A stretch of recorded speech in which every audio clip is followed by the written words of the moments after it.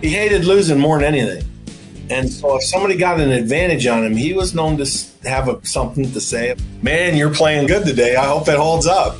Arnold Palmer gets in your ear like that. Well, that's still a little tough to handle. I'll never forget there was a banker from Pittsburgh, and he had been nothing but annoying, and that's just being nice. Trying to trash talk AP, trying to be something he wasn't. So he had been hooking the ball a little bit and said something to me about, I can't get out of this hook, man. I got to get out of this hook. And I said, well, we'll help you afterwards. Well, finally, Mr. Palmer just walked over, grabbed a hold of his driver, and gave it a little creak and handed it back to him. And it went from closed to open. And he hands it to him and he says, here, hit this. And the guy says, what'd you do to my driver? And he says, I just took the hook out of it. And he hit one and he sliced it way to the right. And he goes, now what do I do? And he says, I don't know. You didn't want to hook it. You're not hooking it anymore. Golf Smarter number 804. Arnold Palmer's 15+ year playing partner, Bruce Rearick, has incredible stories to share. This is Golf Smarter, sharing stories, tips, and insights from great golf minds to help you lower your score and raise your golf IQ. Here's your host, Fred Green. Welcome to the Golf Smarter podcast, Bruce. Hi, Fred. Thanks for having me.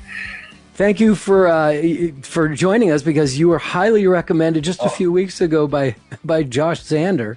He said two things: you're an amazing putting instructor, and you have fabulous stories. And I said, sign me up. Well, I hope I live up to the billing. Well, we'll tell you at the end. Okay. So let's start with stories. I understand you worked with Arnold Palmer for many years. I did. I started in 1981. I became an assistant at the Bay Hill Club for him there, and then we went to Latrobe in 1986, and I was there till 1996.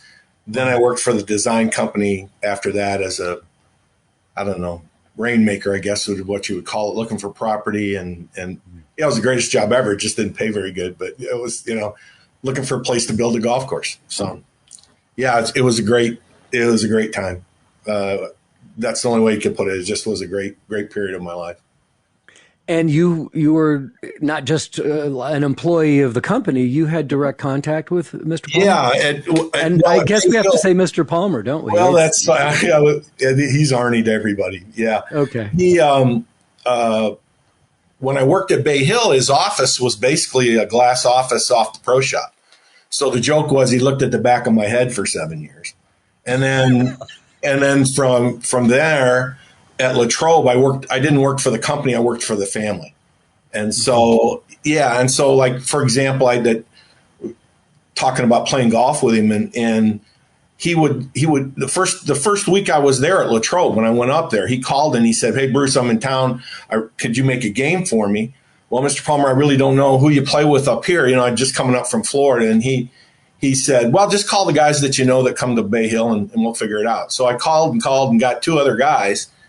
And so I called him and I said, hey, boss, nobody knew you were home. Only got three. And he said, well, what are you doing today? And I said, well, anything I'm doing, I can do when it's dark. And he said, all right, so why don't you come play? And so the next day he called and he said, same thing, I'm here in town. Can you call some guys for me? And so I just called the same two guys, didn't call anybody else, called him back and took a chance. And he started laughing and he goes, well, you got time? And I said, yeah. And so that turned into, I was the fill-in guy for any golf game while he was home. And my dad used to keep track. He made me call him after I get done playing.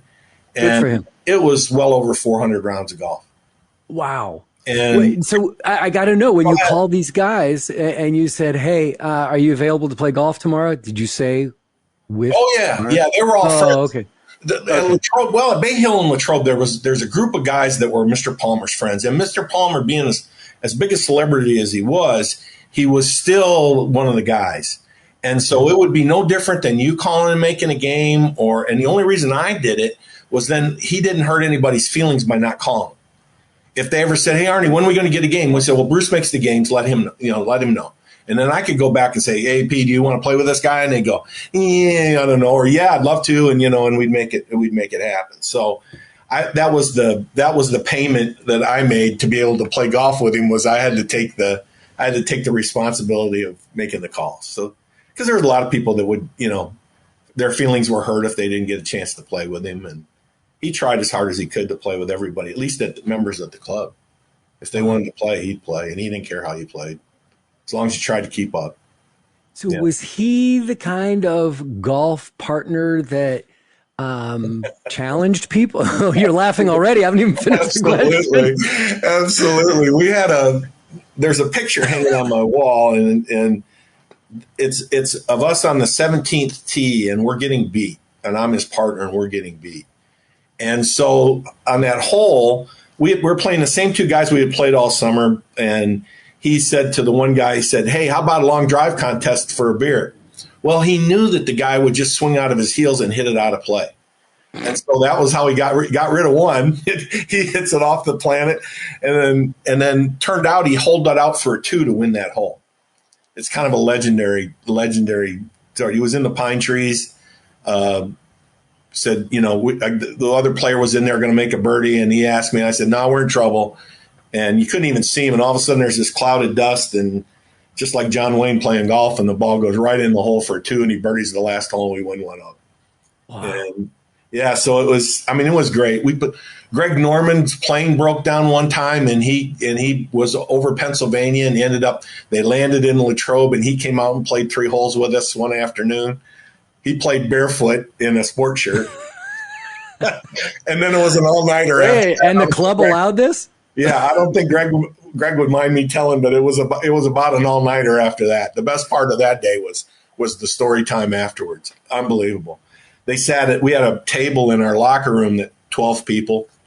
And so the bunch of us were sitting there after the round of golf, and people kept milling in. And then word got out that Greg was in town, and by the end of the night, there had to be 50 or 60 people in there. And, drinks are flowing and stories are going, and Arnold and Greg right in the middle of it, and just loving every minute of it.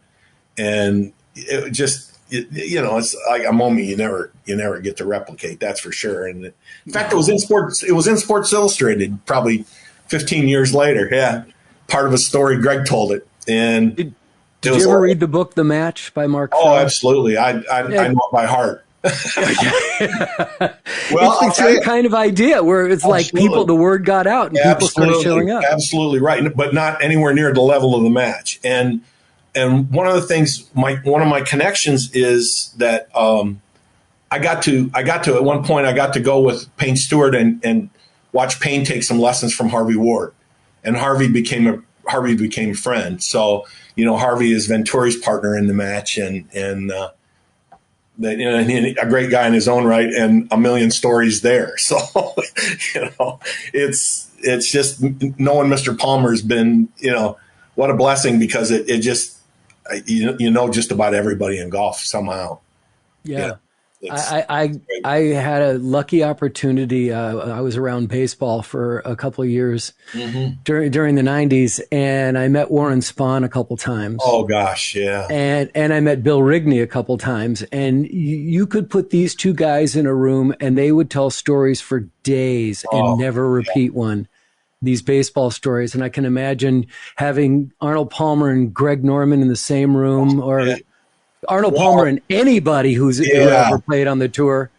I think the when you go that route, but Whitey Ford was a friend of Mr. Palmer's back, and he came to Bay Hill one time, and that was another all-nighter in the locker room. I didn't get to participate in that one, but that was legendary. Whitey got going; he didn't stop for 7 hours. He told Yankee stories forever.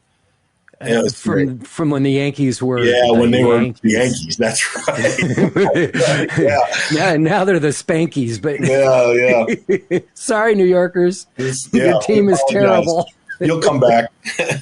But it was a treat. It was a real treat, and I'm very quick to tell everybody that everything that I've learned all started from what Mr. Palmer told me. And so, and I think what's fun is it's applicable. I get lately the reputation's been, I only talk to or work with, higher echelon players. That's not true at all.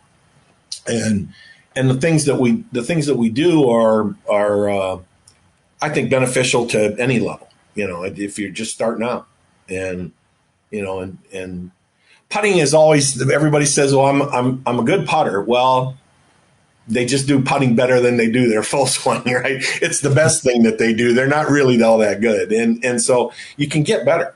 That's the one thing, is there's no physical limitations. You can get better. And, and so Mr. Palmer was a great one for, we used to practice. Mondays was practice day, and we would just, there's no cell phones then. So we would just load up a bunch of clubs and a couple carts, and we'd drive down to the tee, and we just camp out for the day. And through the day, they would bring us lunch and phone messages, and, you got to take care of this. I'll do it tomorrow. And, and just, we'd go through it. And at the end of the day, he would start hitting putts, and he'd have a bag full of putters. He didn't just have one or two. He had 12 or 20, or depending on how he was feeling about his putting stroke. He kept doing it. So he would hit putts. I'd retrieve the ball and throw it back at him. Well, what was interesting about it is every time he changed putters, he would change his putting stroke.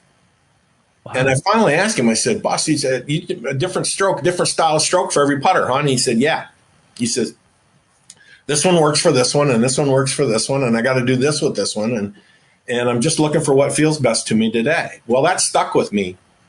And so then years later, when I had a chance to meet some people that were selling some technology called Putt Lab, and I went to work for them, I was telling them that story, and I was saying that this would be so cool back then because we would see exactly what he was doing different with every putter. And, well, after 15 years of research, turns out that everything he told me played out. That we see tendencies in your stroke depending on the putter that you use. And then is that a natural movement for you, or is that something you just artificially create to try and match your perception or what you do or what the putter feels like when you do it? And the basics is, some people think they're straight back and straight through. Some people think they swing it on an arc. Truth of the matter is you do both and you do neither. And so, so having a putter that's balanced to whatever you do, however you move and whatever you do, is very helpful in having a consistent stroke and having a consistent movement pattern. And so like what Josh and I were doing is I'm on a FaceTime and Josh is there, and we're basically fitting a person on a putter in real time and not digitally. And that's all we're doing is we're trying to match putters to how the player swings the putter. Nothing fancy about it. And it's, I shouldn't say this, but I don't know who's your sponsor, Fred, but it's the idea of putter fitting has become this convoluted marketing scheme a little bit instead of what do you do and what do you need, and then you're limited to whatever the manufacturers offer. So I get a lot of calls about how do I figure out what the best putter for me is? And I always tell them, if you don't have any other assets, just go and start hitting a bunch of putts with different putters till they go in. And then you know which one you got. All right, we're going to take a time out. I have so many questions based on just the last 3 minutes. No. And we'll do that when we come back after this. This week on Golf Smarter Mulligans, episode 120, we go into the sports medicine studio of Ann Grassel as she takes a once-over of my body, my swing, and what needs to be corrected. It's the first of 2 episodes with Ann as she answers listener questions about golf fitness in part 2. This is another interesting conversation with someone whose website is no longer active, but the information is still fresh. The golf swing's very complicated. There's a lot of components to it.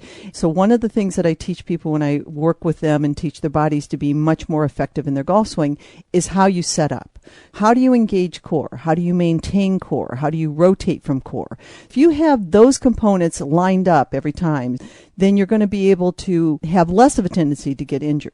But what I see with people is they do sway or they slide, they do early extension, they're trying to hit the ball hard, they're opening, they don't have their legs positioned well, they're in a C curve or an S curve. These are all different golf swing faults. But it's basically their body's inability to stay engaged in the midline so that they can rotate around that midline and get the different body parts to sequence the way it's supposed to. So what'll happen is that people can't turn, so they'll lift up, which puts more pressure on the neck and the shoulders. Or they can't get their wrists to cock at the top because they're in the wrong position, so they'll just try to push their wrists up more. And these things can all cause injuries. That's Ann Grassel this week on episode 120 of Golf Smarter Mulligans, being released this Friday. Both Golf Smarter and Golf Smarter Mulligans are available where you're listening to this podcast right now. Please subscribe and follow both so that you can get the brand new episode of either as it downloads to your favorite listening device.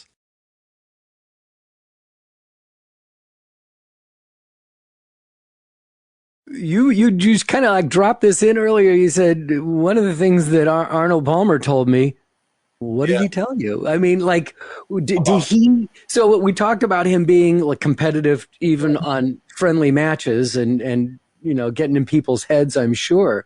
Right. But did he ever give instruction? Did he ever help people on the golf course, or did you just let them do their thing? No, when we would play with. Well, I shouldn't say that, but no, he wasn't an instructor, but he loved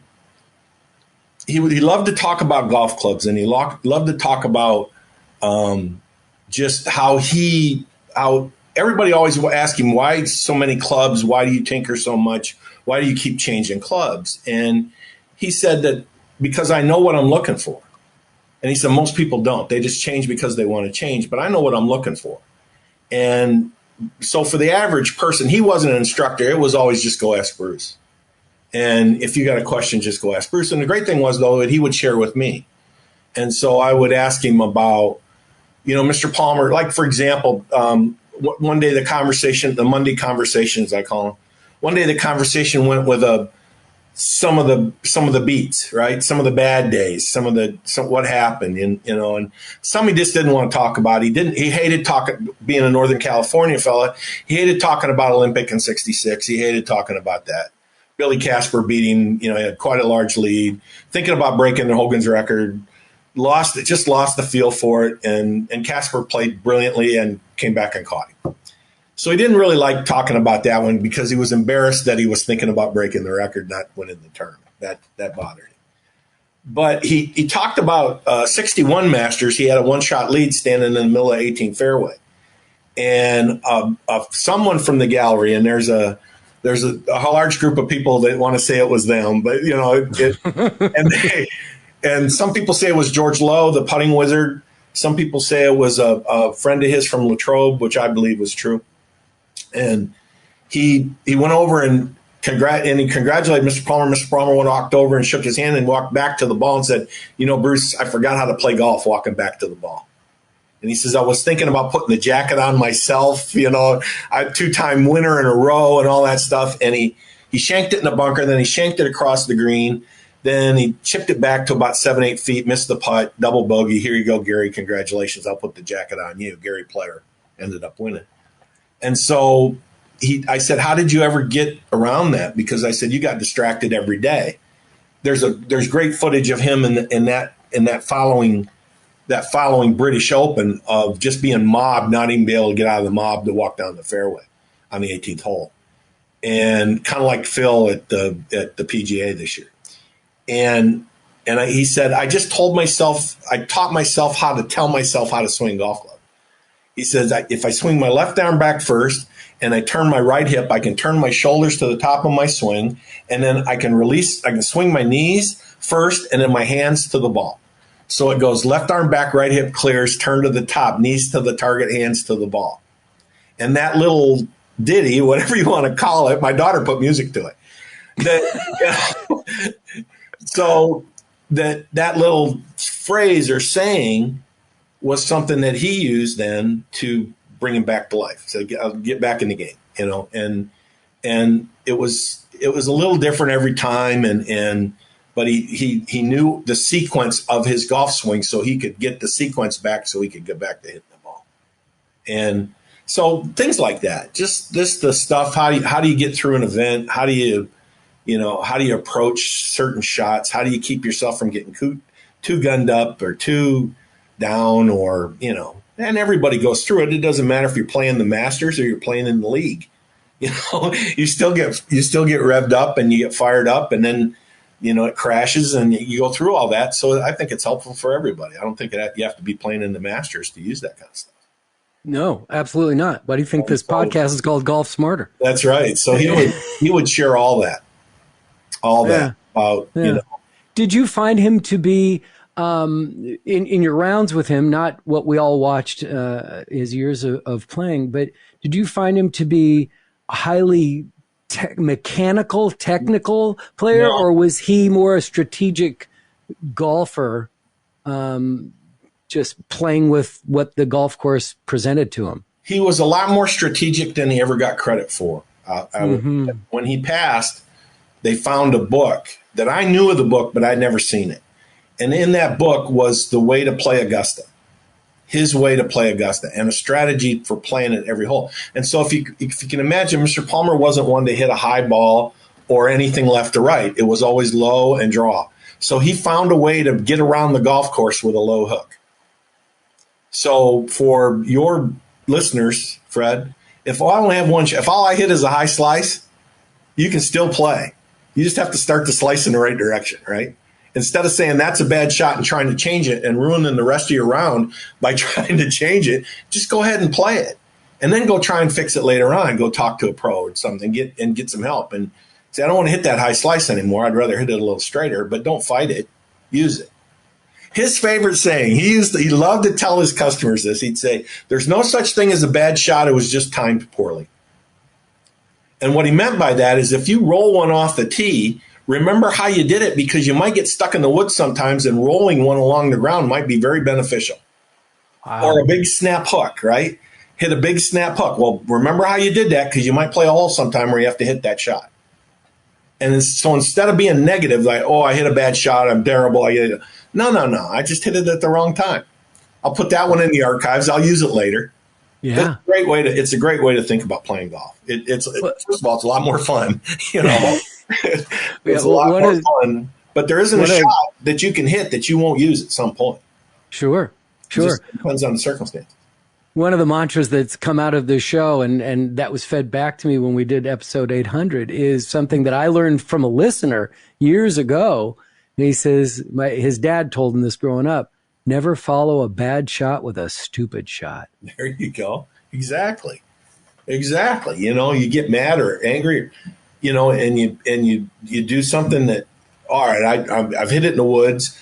Let's try and hit it again. And we see it every week on TV, the guys that follow something up with something worse, you know.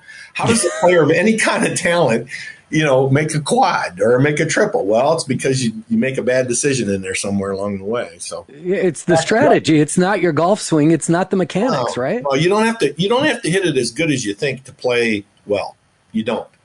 Well, I just found, and I'll put a link to this article in today's show notes, but I found an article that you wrote, probably back in 2016, thoughts on golf-specific technology. Oh. Do you remember this piece? A little bit, yeah. Yeah, but what you talked about, and it just rang so loudly to me, that it's like golf mechanics versus playing golf. That building a swing for an optimal situation, or are you building a swing for all situations? Right. So we go into a fitting, right, and they've got whatever technology that they're using, and they start talking to you about optimal numbers.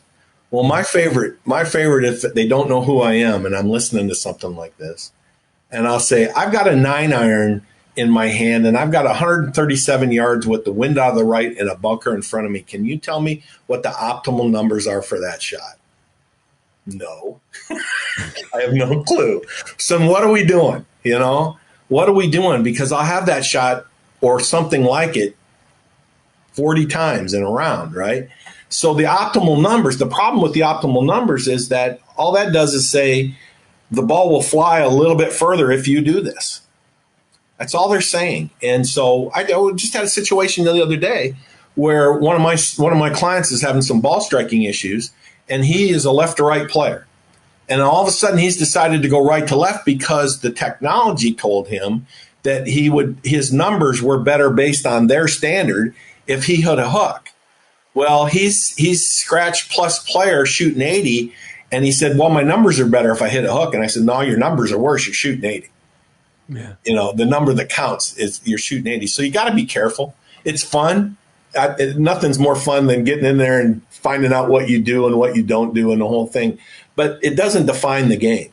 Nothing does. The putting technology that I grew up, and was part of early on, it doesn't define you as a putter or a putting stroke. If you match, you can have a perfect stroke that is the face perfectly square, Fred, with the path exactly on the line that you're starting it on, and you still won't make a putt because you didn't read it correctly or you didn't hit it the right speed or whatever else that goes into it. So you don't want to fall in love with those numbers and think that that's what's making you better. And you don't have to do that. And really, sometimes I think you're better off not. The guys that I respect as teachers, they know how to use it. They know how to utilize the numbers to share with a player. See, here we're making some improvement, or here we're doing what you wanted to do with your golf swing. It's not math. I call it. It's not a dog show where the best of the breed wins. The best looking swing doesn't win. It doesn't score well. It doesn't win. No. Parity in golf is there's no other sport has parity like. Well, and thank goodness for these young guys like Matt Wolf and the guys with the more unusual looks to their swing now, and they make it work, right? And people are understanding. For years, Mr. Palmer did a commercial where he said, swing your swing. Oh, he got ridiculed something awful in my world as instructor because he's not doing the right method and all this. Well, it's great that that's coming back. It's coming back that, figure out how you do it. Get some help to figure out how you do it. And it's a better way. It's a better way to play and a better way to learn. My son plays golf, and I think he has a really nice golf swing, except he struggles with his scoring. And I've come to realize that it's like, well, you can hit the ball far and you can hit it okay, but I don't think you know how to play a golf course. Because I'm just, be quiet. Don't tell me that. And I said, well, once you learn how to play a golf course, right, from green to tee, you're going to be a much better golfer. Totally fair. Right, exactly right. I think a lot of kids are. There's a line I used, one of Mr. Palmer's. He told me one time, and I wrote it down. I mean, within minutes on a scorecard of what I'm saying. He said, Bruce, you learned how to hit a golf ball when you were a kid. And I'm 27, 28 years old at the time. You learned how to hit a golf ball as a kid. You hit it beautifully, but you haven't learned how to play yet. And it was totally true. There's stupid shots and there's levels of stupid shots. It just depends on how good a ball striker you are. And I've hit a lot of stupid shots, just dumb stuff, aim at the wrong spot or challenge a pin or, try and curve it around a tree when I hadn't curved one like that in 4 months, and what are you doing? Oh, but you saw it on TV, so right. I can do it. I'm supposed to hit, right? Right. And have you ever practiced it? No, but I saw them do it on TV. Oh, come on, really? We had a discussion with a guy one time. I won't call it an argument, but it was getting there, where the guy was he was giving some advice about that you have to visualize every shot. It was one of those mental coaching things, and you visualize every shot. And I jumped in and said, really does no good to visualize a shot that you don't have the talent to hit. Mm-hmm. And so if you slice every shot and you're trying to visualize a hook, your brain's got no idea what to do with that.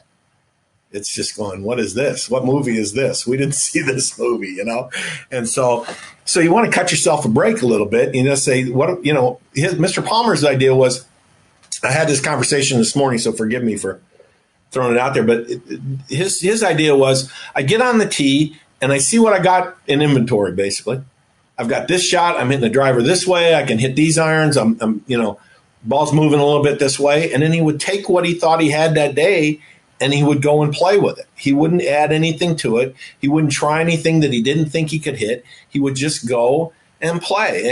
And so, and then he was always going to putt the same. He was always going to be an aggressive, minimalist, I call it, green reader, play as little break as possible and hit it as hard as possible. And then go from there. Well, greens are a little faster now than they were when he was growing up. So you really can't use that, but you can be a little bit that way. And so, and that's just fun to see what that adds up to at the end of the day. And sometimes you surprise yourself.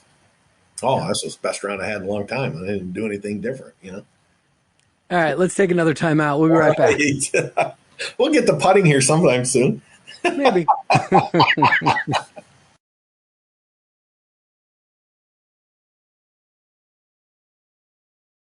I don't remember who said it on the show, but they did say to me once on the show years ago, when Tiger was in his prime, that Tiger has no ego. And I'm like, wait, what?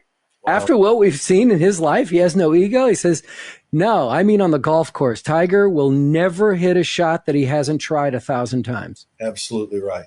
Absolutely right. I'm not sure Mr. Palmer falls quite into that mode.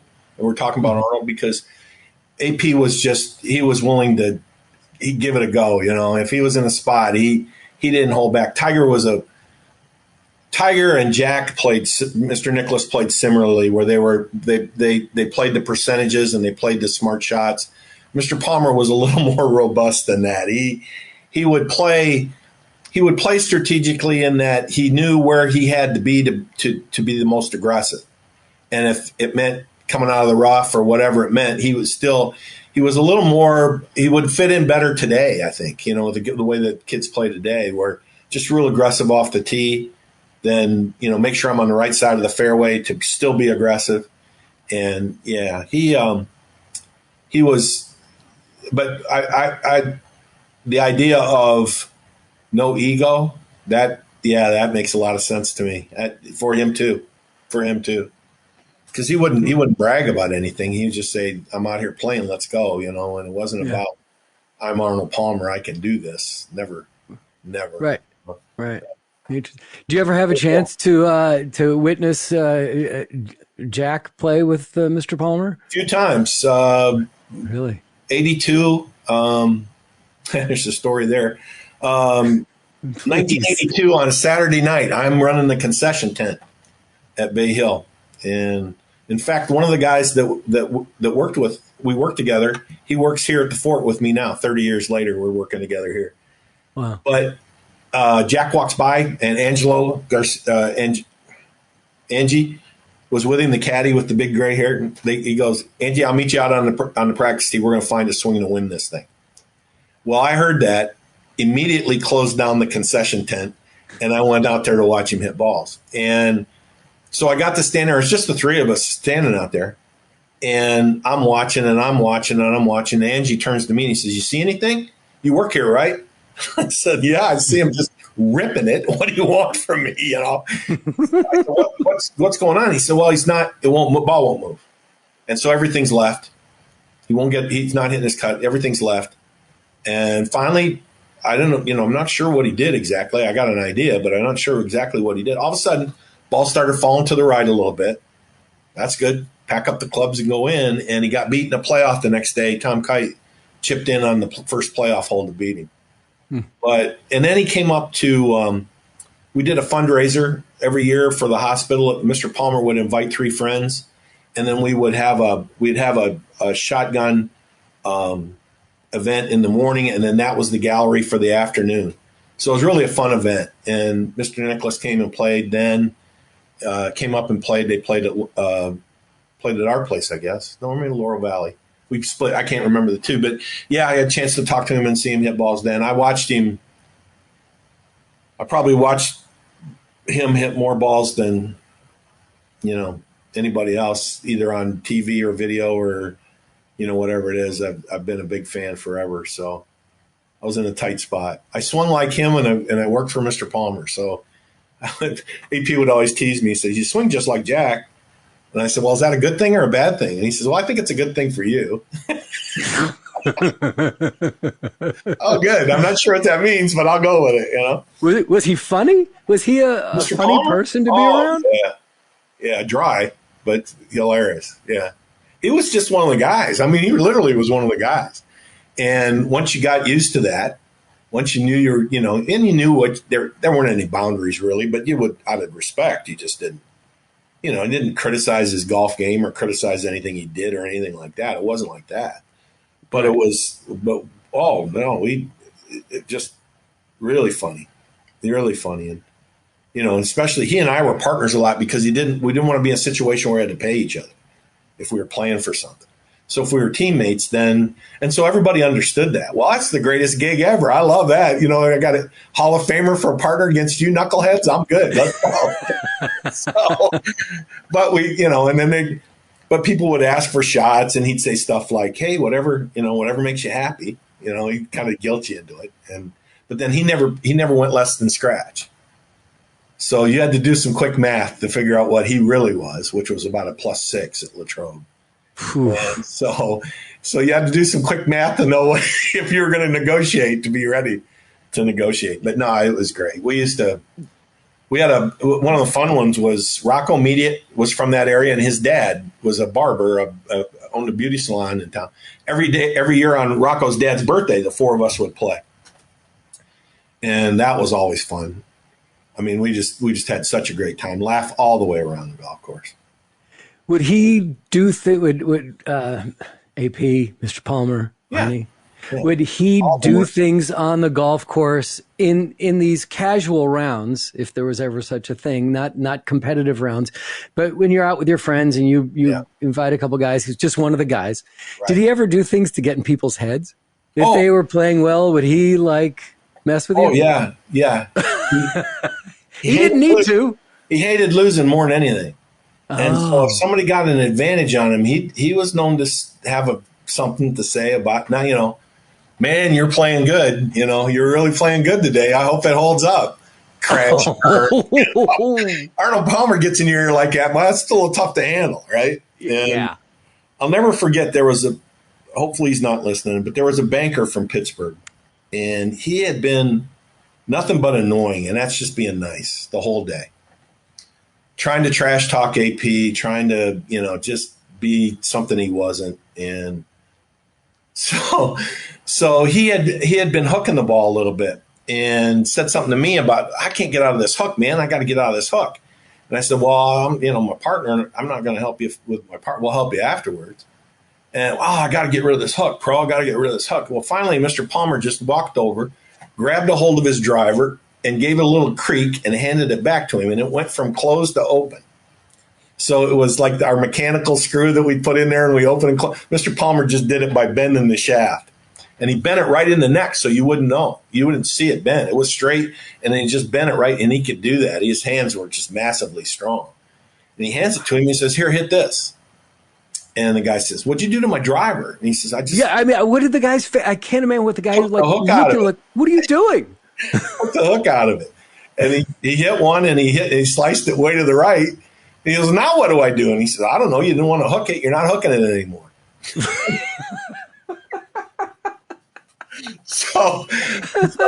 But that guy had it coming. I'll just say that. And I'm sure he's probably, Well, he's not listening. I promise. He had it coming. And hopefully he heard it, because he probably, but the truth of the matter is that's what somebody would do. But in the old days was to get rid of a hook was just bend it open a little bit. Just bend it face back and to the right at where the whipping is. You could bend it right at that point where the wood met the steel, and you could bend them. And so when they came out with the adjustable drivers and everybody's going, oh, this is something brand new. Well, no, it's not. Guys have been doing that forever. All of Hogan's clubs were bent open. All of his clubs, that's how he hit the fade, was he just cranked them wide open and then, and then swung hard. And then the face didn't close because the face was wide open when he hit it. He just, just open face and swing left real hard, and the ball goes just a little baby fade. Oh, man. I can listen to these stories all day long. But here's what we're going to do. We're going to take another quick break. Okay. And when we come back from this one, I'm going to bring up putting. That's good. We're going to talk about putting because that's what Josh said. Josh told me you got to get Bruce on here because he'll tell you stories, and he's an amazing putting coach. So we'll do that. I'm on a good We'll do run. that after this. Yeah. All right. We'll be right back.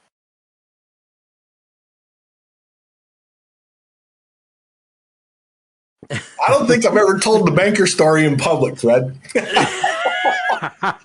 Well, I noticed you didn't say his name. No, and I didn't say who it was, what company it was. No, so you just said a banker out of Pittsburgh, and at some point, if he's around, he'll figure it out. But I don't know. I think he's got to be. We laughed about that forever. I mean, there wasn't a night went by that story didn't come up again. And I'd bring it up because I just thought it was just hilarious. The look it's a great story. It was a Hogan driver too, and it was a brand new one. And there you go. No more slice or no more hook. Hilarious. Oh man.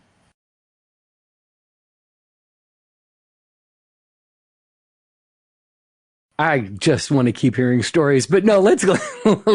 You said something earlier about not you're not that good at putting. I mean, you think you're a good putter, but that's just because you. Right. But what is a good? How do we define a good putter? Well, and I don't mean the club. I mean the person. I don't think it's about being good or bad as much as it is that it's okay to have high expectations. Because it's driving me nuts, the idea that, and forgive me guys that are, putting this out there, that the percentages dictate how good a putter you're going to be. I have all these young people coming to me saying, well, Bruce, I make X percentage from 10 feet in, I must be pretty good. I said, no, that's the average. You didn't come to see me to be average. You came to see me to be excellent. The average, the tour, you're using tour averages to say that makes me good. No, the tour guys don't think that's good. You shouldn't think it's good because there's no physical limitations.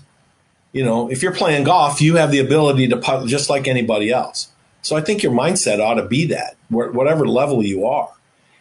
But you got to learn, you have to understand, you have to define yourself. You can't take what's publicized and say that that's going to work for me. That's going to make me better. And the obvious thing is to go buy the latest and greatest putter because it's got this technology that's going to help me putt better, a different shaft or a different face or whatever it is. No, it's going to make you putt different.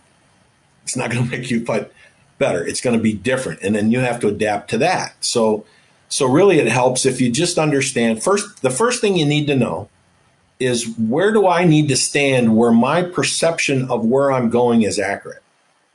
Now that's not necessarily aim. We do a little test where we put a straight edge down on the ground pointing to a hole, but not direct, not a complete connection, just a straight edge. Yardstick works great. And then I asked the player to address the yardstick like they would address a golf ball. And then standing side on, when you look at what is your perception of where the yardstick's pointed? And they'll say, oh, it's left or it's right or, oh, it looks pretty good. Well, if it looks pretty good, then we know we can go on to plan B. What's the next step? But for a lot of people, especially right eye dominant players, trail eye dominant players, that yardstick will look like it's pointed to the left. And so they'll develop a stroke. I call it putting to the ghost, and the reason is they'll tilt themselves so that their right eye gets the best view. Well, that opens them up to the left. So they look down, everything looks okay when they look down, but when they look up, it looks like the hole's to the right of where they were looking. Okay? So now they think the hole is where it's not really, because when they look back down, now they've got that new view that was pointed right at it, but they have the vision of, oh, it was off to my right. So they go ahead and they push the putter out to the right when they hit it, and they miss it to the right, and they can't figure out why they did. And so we want the visual perception to be accurate. Now, where I got in trouble early on is when I put this out there, I told everybody that your eyes directly over the ball are not necessarily the best place for you to put them because we are not all the same. And what was interesting is I talked to every expert and they'd say, well, yeah, you got to have your eyes over the ball. And well, what if, but not everybody does. And well, everybody's different. That's the next line that comes out of the expert's mouth. If everybody's different, then we got to define it for everybody. We can't just take one definition and apply it to everybody. We have to find out what works for you. So me being right eye dominant with astigmatism, I'm going to stand up to it different than somebody that's left eye dominant that wears glasses or whatever it is. And so then once we find that spot, there's a ball position that matches the best. It's either forward and away from me or close and back or somewhere in between. When we find that, then what we have to do is we have to figure out how we're going to move to get the putter there when it's square, the face is square to the target when I hit it. So that's the mechanical portion. And that's where my relationship with Josh and with Mike Adams and Terry Rolls, these guys have all developed this Mike and Terry have developed this assessment that says these are your physical attributes that contribute to a golf swing, contribute to your putting stroke. I need to know what's the orientation of your trail hand. I need to know, are your arms longer or shorter than your height? And then I can tell you, yes, you should play a longer putter and stand tall, or play a shorter putter and bend over. And because that's what puts you in a balanced posture. And it's the exact opposite of what everybody thinks it is. If you're tall with long arms, you should play tall with long arms with a longer putter. Because as soon as you start to bend over, now all that weight of your shoulders and your arms and head are pulling you towards your toes, and you have a hard time finding a place to swing. And if your arms are shorter than your height, then those players will typically bend over more. They'll get over the ball more. And it's played out. In theory, it was obvious. It's played out over the last 6 months. We haven't missed one. And when we have moved away from it, we regretted that we did. And then the final thing then is, once I learn how to move, am I going to use my trail arm? Am I going to use my lead arm? Am I going to rotate my shoulders? Am I going to use my core? Am I going to connect my arms? Am I passive? Or all those things that you've been thinking about anyway, you just didn't use the same words I did to describe them. Then once you decide what you're going to do, then what we need to know is, does the putter you use interfere or help you with what you're doing? Does it want to go where you're going, or does it want to fight you? And you think, well, I can swing the putter any way I can. But then I come back and I say, well, tell me about your grip pressure. Do you squeeze it pretty hard, or do you have a light grip? Well, I can tell you that 99 and whatever percentage of cases, the ones that come back and tell me that they have a pretty firm grip on the putter are also the ones that have a putter that doesn't balance their stroke. And they just keep squeezing it tighter to control it. And so they buy, and immediately know when you walk in, because if you've got one of those great big grips on, I know you've been struggling with it, and I know where to start the conversation. It's not, everybody gives me all this credit, but all it is look at it's what Arnold always told me to do. Look at the player, look at what they do. Is that what they really want to do, or would they be better off trying something else? And so, why did Mr. Palmer swing the way he did? Because he had forearms the size of my legs. And so, so he was gonna hit it with his arms and his hands. And he wasn't going to put his arms in a position that had any extra movement. And he was just going to swing them back around his shoulders and hold the face square all the way through, and then just hit it as hard as he could. There you go. Wow. 8 majors or whatever it is, 7 majors and 80 wins or whatever it was. And it's as simple as that. Wow. Simple as that. And so for putting, it's the same way. So, like, for example, Fred, did Josh talk to you about, are you a side under or side cover? Have you guys ever had that conversation yet? No. Not that I remember, no. All right. So when you stand up, and Mike and Terry, forgive me, this is not, but I can't do an assessment but when you stand naturally, when you just stand up and your arms hang naturally, do your knuckles face me? Do your knuckles face me, or does your palm face your hip, or are you palm out a little bit? No, so you're just kind of a neutral. I'm standing up for you right now. Yeah, I got it. You're just basically neutral, right? Right. So for me, in putting, I don't have to move it. I don't have to worry about the things that the full swing guys do. But for a player that's neutral like that's where I'm going to start. Now I'm going to put you through all the tests that they use for full swing to be sure, but I got a pretty good idea where I'm going when I start because of that. So what we want is, in your putting grip, then we want your palm to be the face of the putter. And you're going to control the putter face with your palm, not with something else. That's going to control the face. Now, you can generate power however you want from there, but for sure, we're going to start with a neutral grip. Okay, now, so let's say you come to me, Fred, and you've got this great big grip on there because you thought you were using your hands too much. There it is. Yeah.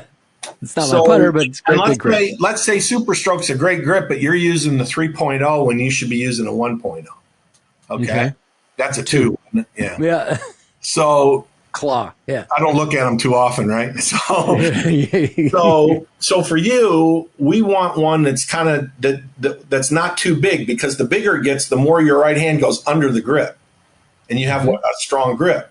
Well, then when your arm wants to go to its natural orientation, the face closes and you hit pulls. So what's your miss tendency when you hit a putt? Squeezing right by to the right. You're missing it to the right? Mm-hmm. Okay. So can you grip that number 2 for me with your right hand and show me where your right hand is? You can just hold it up. You don't have to stand up.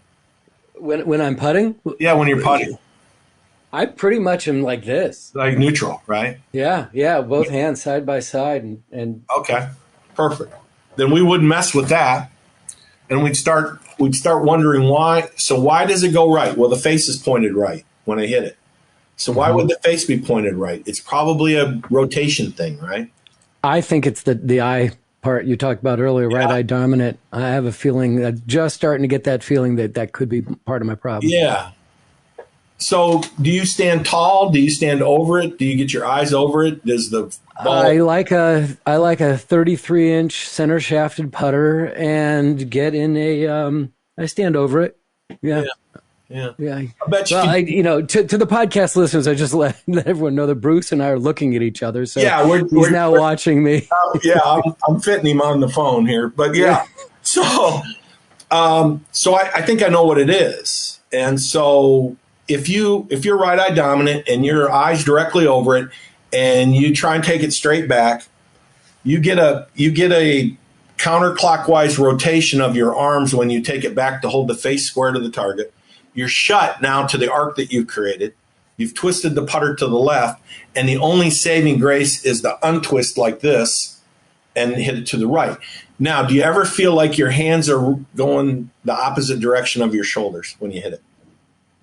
Kind of a reverse rotation? No. Right, and I'm really conscious, especially lately, of not breaking my wrists, keeping my wrists from doing that with my lead hand, bending with my lead hand. At 33 inches, how tall are you? 5'8", 5'9". I'm shrinking. Yeah, so not what I can do without seeing it, but there's something that's opening the face at impact. I don't think you come. I doubt that you come. I shouldn't say that. Where do you play the ball in your stance? About just in front of the halfway point. So under your left eye? Yeah. And for the listeners, he's thinking very hard. I'm sorry. I apologize. I'm trying to figure out. There's two things. One is if your rotation pattern. So let's say you did have the prayer kind of stroke or neutral palm stroke, and you open. And does the putter open when you take it back? Is it open and closed? Kind of swing on an arc? Not real. I don't think so. No. Yeah, you're twisting it shut. I was right the first time. Yeah. Okay. So that's a good example, though. That's a good example of how I would talk to anybody, Fred, even though I could be totally wrong on what you and I are talking about. But I think I think it's working shut to open somehow in the way that you move. And so we would just talk about that, and we would get you in a putter that would move a little easier, so it wouldn't swing square to square. It's pretty tough to set up in a way that you swing the putter that it doesn't swing an arc and rotate. It's really tough. You got to get really over it. You got to get your shoulders over it. You got to really get over it. And if you stand up at all, you get this shoulders rotating on one plane, putter moving on another plane, and that causes it to twist. And so we would just talk about that, and basically we would change. In your case, I know what it is. So where are your elbows? Where are your elbows? Yeah, where are your elbows? Are they sticking out? Are they pointed toward your hips? I try to keep them straight. I try to, let's see. Your arms are pretty straight, aren't they? Yeah, my arms are pretty straight. Yeah. Yeah, that's where it is. So you can't fold the elbow, and so instead of you going around your spine like this, you're going like this. I can see it now. Yeah. So you want a little more fold in the elbows, just a little more. There, right there. And see if next time you play, see if that doesn't cure the rest. Yeah. Now, do the elbows? Do I have them? I hope I'm on microphone here. Yeah, you are. And am I keeping them out open? No, you're just going around your body. Yeah, you're just going back and through around your body. No, not a linear reference. Yeah. The guys that play with their hand on top, it's easier for them to have a linear stroke. It's easier because they just swing their right arm in a straight line, basically, or both arms in a straight line. But because yours are more to the side, then it's more of an around my spine kind of move, a little bit bigger arc, a little bit bigger, a flatter plane, whatever, however you want to describe it. But then, so for you, I'm pretty sure it's the twist. I'm pretty sure that what you showed me in that kind of locked out elbow, that when your shoulders move, it rotates your hands like this a little bit. Okay. And it's probably just enough, like you said, it wasn't big, so it's probably just enough that you don't feel it. And you just, yeah. So left to right putts are no fun. Correct. Yeah. I'd much rather have a right to left. Yeah. So because of my launch window, technical term for hitting it to the right of where I'm aiming, but my launch window is to the right of where I think I'm going. So on right to lefts, I just set it up there and then I just bomb it out to the right of where I'm going and it comes back pretty good. On the lefts, I've got to overread the brake because if I don't get it started far enough left. Yep. And so makes a lot of sense. So you can play that way. If you know it, you can play that way, right? Right. If you know what your tendencies are, you can play that way. That's why it's worth going through just the process of understanding your stroke, just so you can figure out how you want to do it.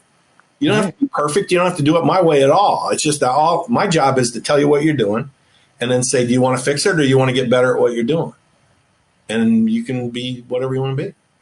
Like if you want to be back and straight through, we could reposition the hands and the arms so it wouldn't twist and you'd do fine. We don't have to overhaul it.